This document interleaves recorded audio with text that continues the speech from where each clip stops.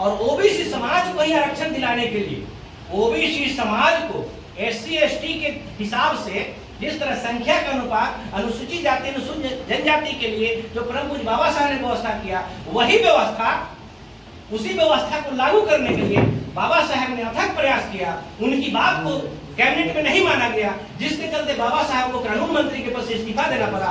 धन्य है मानवर कांशीराम साहब जो बहुजन समाज पार्टी बनी है, सिर्फ दलितों के लिए नहीं बनी है, खास करके ओबीसी समाज जो 40 साल से 50 साल से आरक्षण से वंचित था, हक अधिकार से वंचित था, तब जाकर बहुजन समाज पार्टी बनी है, ओबीसी के आरक्षण के लिए बनी है। मानवर कांशीराम साहब ओबीसी को आरक्षण दिलाने के लिए 4200 किलोमीटर साइकिल चलाए, 3000 से ज्यादा रैलियां करना पड़ा, और 89 में हमारे 3 सांसद जीतने के बाद बहन कुमारी मायावती पार्लियामेंट हाउस में ओबीसी की लड़ाई लड़ रही थी, मंडल की लड़ाई लड़ी थी, परम पूज्य बाबा साहब को भारत रत्न जो उपाधि देने की लड़ाई लड़ रही थी, और मानव कांशीराम साहब बोट क्लब मैदान पर आरक्षण की लड़ाई लड़ रहे थे। हमारा नारा था मंडल कमीशन की सिफारिश लागू करो, नहीं तो गद्दी खाली करो, ये नारा था। ये नारा खास करके इस देश में और प्रदेश में दलित के साथ साथ थोड़ा बहुत आप लोग तो अम्बेडकर को ज्यादा पढ़े हैं, हमारा पिछड़ा समाज कम पढ़ा है, उसमें भी एक बहुसंख्यक समाज अति पिछड़ा है। पिछड़ा में ओबीसी में भी 2 कैटेगरी है, एक पिछड़ा और एक अति पिछड़ा। अति पिछड़ा समाज बेचारा जानकारी के अभाव में, मिशन मूवमेंट में नहीं जाने के अभाव में, कैडर नहीं जानने के अभाव में, उसको समझ में नहीं आ रहा है कि हमें कहाँ जाना चाहिए। सीधे वह जाता है रोड पर, स्टेशन पर जाता है, उसको पता नहीं कौन गाड़ी दिल्ली जाएगा, कौन गाड़ी आसाम जाएगा, है ना। गया और कलर देख करके उसका पेंट पोचारा देख करके बैठ लेता है। अच्छा बैठता है तब पता चला कि गलत जगह बैठ गया, है ना। जब धोखा खाता है तब तो पता चलता है। जैसे हमारे पिछड़ा समाज के लोग कांग्रेस को देश में सरकार बनाए, 40 साल तक लगातार कांग्रेस ने पिछड़ों पर आरक्षण नहीं दिया। आपको मालूम है ना, ये जानते हैं ना, 40 साल तक, यानी देश में 47 में देश आजाद होता है, 26 जनवरी 1950 को भारत का गणतंत्र लागू होता है, तब पहली चुनाव जो है 52 में होती है, और परम पूज्य बाबा साहब के द्वारा लिखे गए संविधान धारा 340 के तहत जो है ओबीसी समाज के लिए रिजर्वेशन का प्रावधान आयोग बना के करने का जो है संवैधानिक अधिकार दिया जाता है। कांग्रेस एंड कंपनी के लोगों ने आयोग जरूर बनाता है, लेकिन आयोग को लागू नहीं करता है। लंबे समय 77 तक के बाद जो है फिर दूसरा आयोग बनता है, उसका नाम है मंडल आयोग। मंडल आयोग की सिफारिश भी ठंडे बस्ते में पड़ी रहती है ना। तो ये मंडल आयोग को सिफारिश लागू करने के लिए और ओबीसी समाज को ही आरक्षण दिलाने के लिए, ओबीसी समाज को एससी एसटी के हिसाब से जिस तरह संख्या का अनुपात अनुसूचित जाति अनुसूचित जनजाति के लिए जो परम पूज्य बाबा साहब ने व्यवस्था किया, वही व्यवस्था उसी व्यवस्था को लागू करने के लिए बाबा साहब ने अथक प्रयास किया। उनकी बात को कैबिनेट में नहीं माना गया, जिसके चलते बाबा साहब को कानून मंत्री के पद से इस्तीफा देना पड़ा।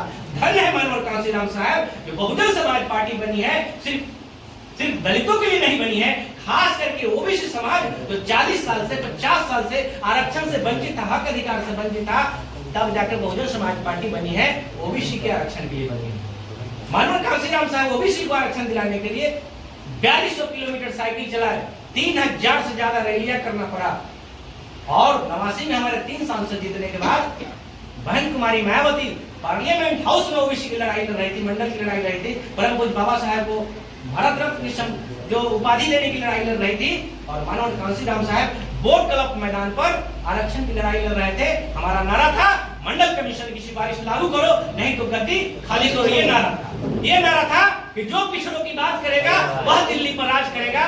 कांशीराम साहब किसकी लड़ाई लड़ रहे थे?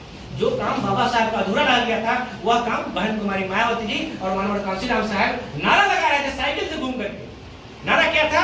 पिछड़ों की बस्ती में बताना होगा। नारा लगाते थे कांशीराम साहब कि जो पिछड़ों की बात करेगा वह दिल्ली पर राज करेगा, मंडल कमीशन लागू करो वरना गद्दी खाली करो। किसका नारा था? ये बहुजन समाज पार्टी के बैनर तले मानवर कांशीराम साहब और बहन कुमारी मायावती जी का नारा था ना। 45 दिन तक लगातार जो है बोर्ड क्लब पर धरना प्रदर्शन दिया गया। जब बीपी सिंह को हमारे 3 सांसद का जब समर्थन उन्होंने माना, तो 3 शर्त हमारे नेता आदरणीय बहन जो मानव कांशीराम साहब ने रखा था, यही रखा था। पहला था मंडल कमीशन की सिफारिश लागू करना था, और दूसरा था परम पूज्य बाबा साहब डॉक्टर बी आर अम्बेडकर को भारत रत्न के उपाधि से सम्मानित करना था। यह देने के लिए बीपी सिंह राजी हो गया, कांशीराम साहब ने समर्थन भी कर दिए। लेकिन जब वह मंडल कमीशन की सिफारिश लागू करना चाहते थे और भारत रत्न से नवाजने के लिए जब कांग्रेस चर्चा करता था, जब ये बीपी सिंह चर्चा करते थे, आंख लाल पियर करता था कि अगर ये काम हो गया तो फिर हमसे बुरा कोई नहीं होगा, पूरे देश में हम बवाल मचा देंगे। और बीजेपी कहता था, क्योंकि एंटी कांग्रेस में बीजेपी के समर्थन से बीपीसी प्रधानमंत्री बने थे, बीजेपी वाले कहते थे कि अगर मंडल कमीशन की तुम रिपोर्ट लागू किया, अगर अंबेडकर साहब को अगर तुम भारत रत्न उपाधि देने की बात किया तो तुम्हारा सरकार नहीं चलने देगा, हम समर्थन वापस कर देंगे। हमारे पिछड़े भाई को समझ नहीं आ रहा, हिंदू के नाम पर बीजेपी को अपना पार्टी समझ लिया क्या। लेकिन वही बीजेपी वाले ने पिछड़े के आरक्षण का विरोध किया। राजीव गांधी ने 3 घंटा तक, अब यूट्यूब पर सर्च कीजिएगा, पूरे जीवन का सबसे लंबा भाषण राजीव गांधी ने दिया। किस विषय पर? मंडल कमीशन की रिपोर्ट के खिलाफ में। जो 27% जो आपको मिला, जबकि मिलना था 52%, 52 वाले को 27 की बर्दाश्त नहीं हुआ बीजेपी और कांग्रेस को। और 3 घंटा तक कांग्रेस के बड़े नेता राजीव गांधी ने 3 घंटा तक भाषण दिया मंडल कमीशन के विरोध में।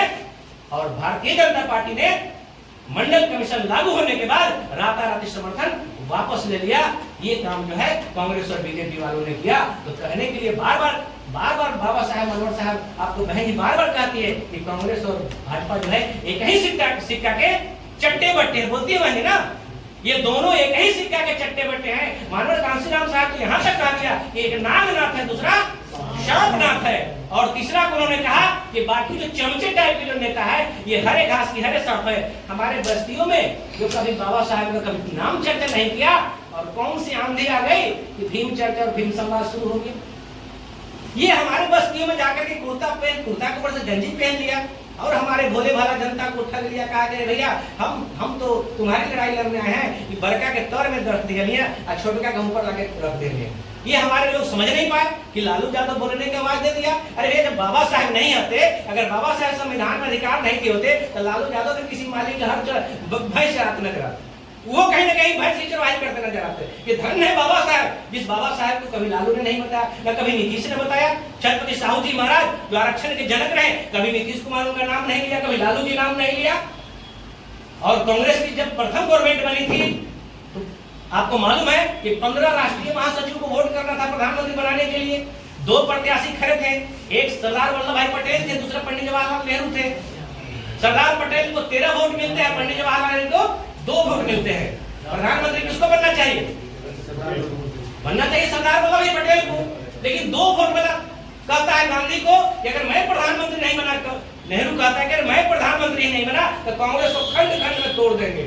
ये नेहरू ने जब धमकी दिया तो सरदार वल्लभ भाई पटेल को गांधी ने बुला करके सरेंडर करा दिया, यानी झुका दिया, रिजाइन करवा दिया।